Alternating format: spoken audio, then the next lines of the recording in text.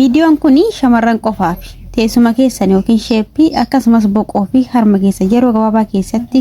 Assalaamu alaykum warahmatullahi wabarakatuh. Buzurul akbii namoonni hin beekne jirtan jedhee yaadu yeroo baay'ee viidiyoo gara YouTube fi TikTok ni sirraa dalageetiin ture. Buzurul akbii shamarran qofaafi dhiiran ilaallatu jechuudha.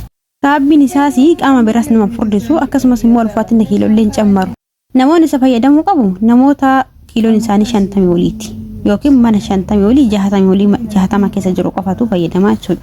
Akkasumas faayidaan isaa namoota mudhii gadi furdachuu barbaadan teessuma kana yookiin sheeppii gara biraatiin jechuudha. Boqoo fi harma qofaadha jechuudha. Akkasumas namoonni akkuma argitan buzurul akbiin kuni bifa kanaan fireedhaan jira. Bifa dura isin argitan saniin akka qibaatiitti qophaa'ee jira jechuudha. Kan qibaatiitti akka qibaatii yookiin dibata akka zayitiitti qophaa'eetidha inni kan dhufu.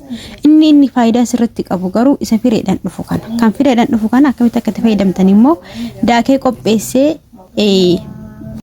tinjira bakka jirtanitti isin geessuu danda'a. Namoonni Dubaayin keessa jirtan akkasumas Qaxaarin keessa jirtani namoonni daakachuu hin dandeenye bittanis akkasumas immoo bittanii fayyadamuudhaaf namoonni hedduun suuraatti ergee madaamiin kiyya maaliin gootanaan jetteetta madaamiin maal rakkattee waan kana isin bitti madaamiin ikkoo akka isin fayyadamtan hin barbaaddu isaa hundumtuu mana keessaa qabanii irraa fayyadaman jechuudha garuu akka isin fayyadamtan hin barbaadan karaa isatti fayyadamanii hedduudha inni tokko karaa qibaatiin dhufa inni tokko karaa kiniinitiin dhufa inni tokko immoo firee ishii bifa isin argitan kanaan fireedhaan akkanatti dhufa jechuudha inni sirri faayidaa qabu garuu firee kana daakamee aannanii walitti dabalameetidha inni kan fayyadamu kanatti fayyadamanii jechuudha. Kanaaf namoonni barbaadanii gara keessatti lakkoofsa kanaan dubbisuu dandeettan bakka jirtan kamittuu Dubaayin keessa ta'e isin geessuu danda'a jechuudha.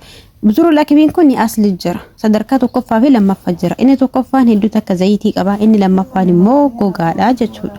TikTok yaada nama fudhachiisuu gara YouTube Asante Oroshootiin viidiyoo guutuu